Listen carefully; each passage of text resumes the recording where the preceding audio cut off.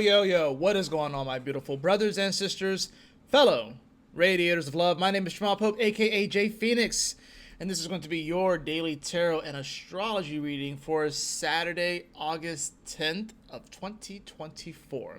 Thank you so much for joining me in this video. Hopefully you guys are having a wonderful start to your weekend. Let's go ahead and hop into the transits for today and see what the cards have to say so we can see how you can be better prepared to navigate these very interesting and auspicious times that we are all in or experiencing at the current moment. Well, I do have the Six of Cups today. The Six of Cups. So this can definitely bring up some nostalgia.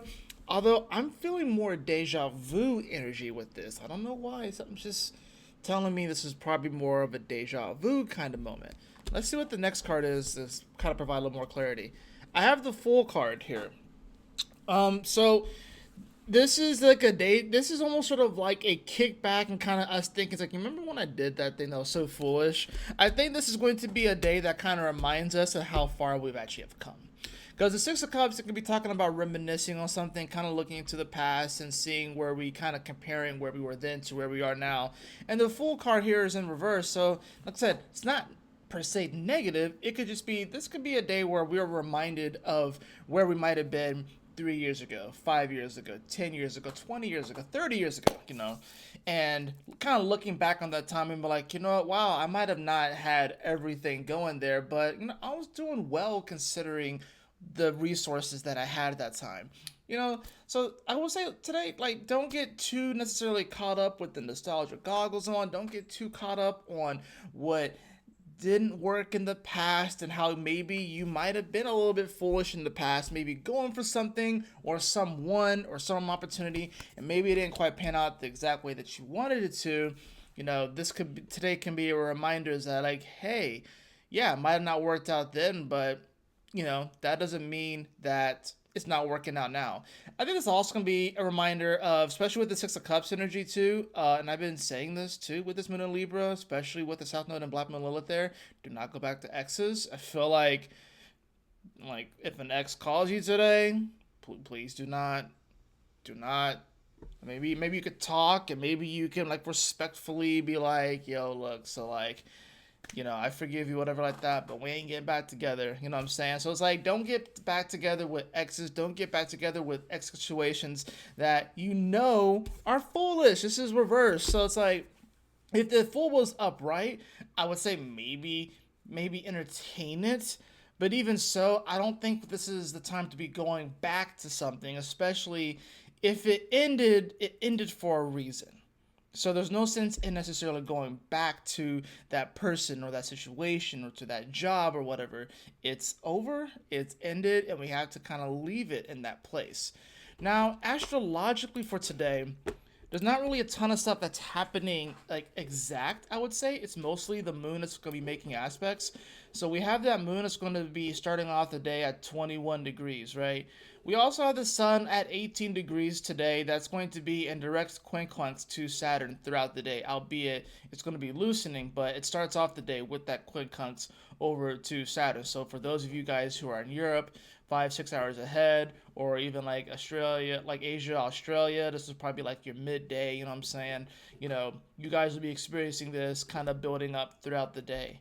For those of us in America, we're going to be, some of us may be going to sleep around this time, but we're going to be resting our eyes at this point. We're going to see that moon that's going to finish up in Libra, of course. We're going to see it make an opposition over to Chiron. We're going to also see it join up in a rather interesting yod too. We've had multiple yods that the moon has been a part of. One of which, of course, was the moon sextiling over to the sun, and both of those energies quincunxing over to Saturn. And while these yods are brief moments, they are kind of like these sort of interjection moments from God, be like, hey, yo, look at this, consider this. They're like these little interventions, if you will. That's what the yods are. It's the finger of God, is what we call it, right? But we're going to see this little yod that's going to form as this moon is finishing up in this last decan of Libra. We're going to see it make a quincunx over to Saturn or Uranus here. So we're going to have that one at 27 degrees. And we're going to see it also make a quincunx over to Neptune at 29 degrees just a few short hours later. So this is going to be an influence that we're going to be feeling over probably like, for about 4 to 5 hours or so, maybe 6 hours. It won't really cut off until the moon actually enters into Scorpio, right?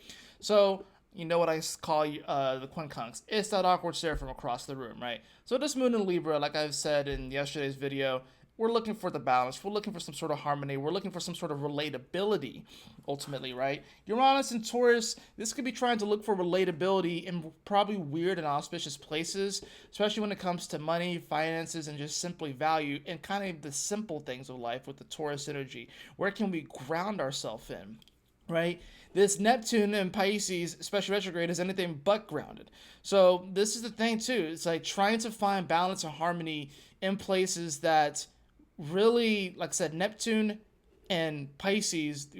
So essentially, this moon's trying to balance out water, like mutable water, and fixed air and fixed earth. Like, so that's like incredibly hard to balance out.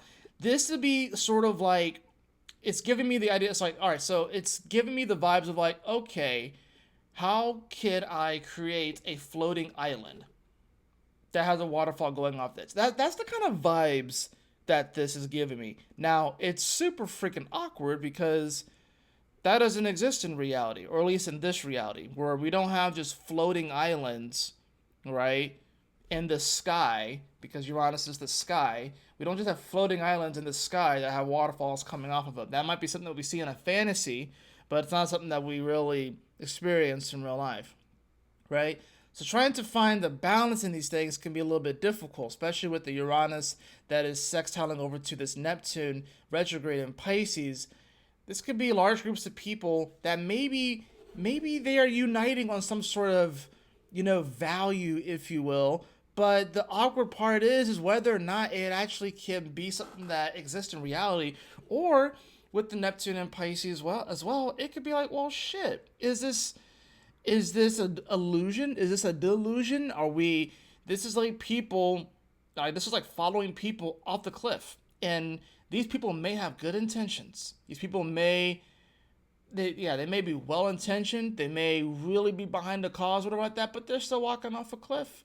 And this moon in Libra is going to be like, you have to have, I guess I would say the emotional fortitude to make a decision on whether or not you're going to follow people off a cliff or not.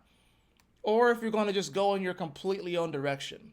That's the thing about it. You could either go in the Uranus direction or the Neptune direction, or maybe you just go in a completely other direction as well.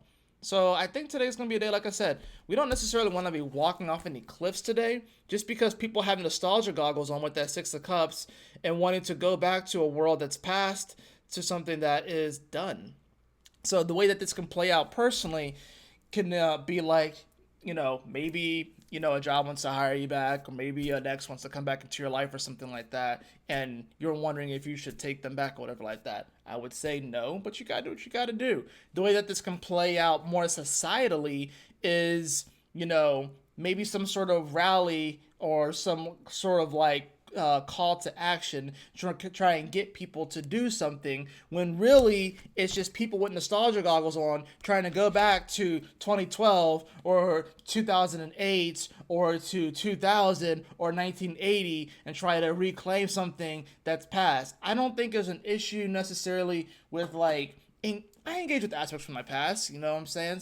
So we all have those different things. We all like to play the retro stuff, like we play retro games, or maybe we kind of just have the memories thinking back to our childhood, whatever like that. But I'm talking about just society and the way that we sort of, function right now. We're to this point now, especially with the internet and social media, that we can't even put ourselves back into the same mindset of a person from the year 2000. We can't even put ourselves back into and that's why I say this is air, right? So shout out to Dolo the Pilot Man. But like, you can't even put ourselves back into the mindset of someone from 2000. We've come too far. We've done too much. So it's like, don't get too caught up in someone trying to, I guess, dangle some fruit or some carrot in front of your face saying that, hey, we can recreate this beautiful thing from 10 years ago, 20 years ago, 30 years ago. No, you can't. You can try, you can do the best you can, but ultimately, you can't 100% capture the essence of the past. It's gone. Done. So then the moon's going to move into Scorpio. And it's going to what? Immediately make a square over to Pluto in Aquarius, right? So now there's gonna be a shift emotionally where we're gonna be caught up in more scorpionic matters. We're gonna be thinking more about shared resources. We're gonna be thinking about inheritances, taxes. We're going to be thinking about transformations. We're going to be thinking about the things that we keep in our closet, right? We're going to be thinking about, desires. We're going to be thinking about more of those things. We're going to be thinking more about sexual things too, intimacy. It doesn't have to necessarily be physical intimacy, but just intimacy in general. We're going to be concerned about those things. And with this square over to Pluto, that's heading back into Capricorn, you best believe this is going to be sort of like the moment where if you get too caught up, I guess, if you will, with, if you get too caught up in this foolish game of trying to recapture the past 100%, then once that moves goes into Scorpio, you can become emotionally fixated on an idea. You can become emotionally fixated on an outcome that you want. And with that square over to Pluto and Aquarius, you won't have the ability to see the different possibilities out there. You will just become so fixated on it. And then that's just going to fuck up your energy for the next 2.5 days when the moon's in Scorpio. Especially as that moon is going to oppose Uranus, especially coming into the first quarter square to the sun, especially when it quincunxes all of the Gemini energy, especially when it trines Saturn, it trines Neptune. You're just going to find yourself in a position where you're wanting things to be so fixated, but then the weekend comes and goes, and you come to Monday, and then it's like, oh shit, the moon will be in Sagittarius, and we're supposed to be more positive and more jovial, more, looking on the positive side of things. And you can't even look on the positive side of things because you became so fixated on something looking a certain way because you thought that you can just 100% recapture something that was in the past. I'm going to just give it to you guys like it's real. So just be wary of that. The positive way that we can utilize this energy is when that moon goes into Libra, it's like, you know what? What is balanced and harmonious for you? It's about working on your internal peace, your internal balance. Not everything else around. All that stuff will take care of itself. That's the thing. Uranus deals with the masses. It deals with the people, right? Neptune and Pisces is definitely more of a collective energy. So don't allow the masses and the collective to dictate your inner reality and your inner sense of harmony. That's what this whole 4 to 5 hour yard of the moon quincunxing Uranus and then quincunxing Neptune and then going into Scorpio is going to be all about. It's God's kind of waking you up and be like, hey, don't let the external reality dictate too much of your internal reality. Focus on the balance and harmony there first, and then everything in the world will start to fall into place. Or at the very least, you'll be like a walking oasis of energy, and then you won't, the energy of the world won't come in and affect you and hold you as much. That way, you can become a much more powerful spirit if you can maintain that balance and harmony within yourself and maintain some sort of energetic sovereignty so that these external stimuli don't come in and take hold of you and then, it has you all messed up and everything like that. So that's pretty much the astrological aspect of the day. We'll see it pretty much just barely getting to Scorpio. And the other interesting thing about this is that now every subsequent moon in Scorpio, from now until the new moon in Scorpio, the light's going to get a little bit less and a little bit less and a little bit less. You'll start to notice it. Where, of course, with this moon in Scorpio, it's going to be a little bit brighter because it's going to be, like I said, that first quarter square. So it's going to be half lit or becoming half lit But by the time that the moon comes back around to Scorpio, that sun will be in Virgo, and the light will be a little bit less, and then Libra will be a little bit less, and then Scorpio will be the new moon. So when it comes to Scorpio matters, pay attention over this next quarter or so, this next few months, whenever the moon goes into Scorpio, that whatever is being illuminated, whatever is being shown to us in the Scorpio energy is becoming a little bit less, and a little bit less, and a little bit less. So just pay attention to that. Right now, with the first quarter square, it's going to be at its most luminous for a while until essentially, I would say, until the sun gets because the sun will be in Virgo, and then that will be, more of a crescent, same with Libra, and then that'll be the new moon. And then, essentially, until the sun gets over to Aquarius is going to be when we see, the moon return back to that where it's like half lit. And then once it gets to Pisces, it'll be a little bit more, and then Aries a little bit more, and then Taurus will be the full moon, right? So the light of the Scorpio moon is starting to wane, if you will, starting to become less. So the good thing about that, I guess you could say, is that these Scorpio moons are going to become less intense, but at the same time, it's just something that we just want to pay attention to.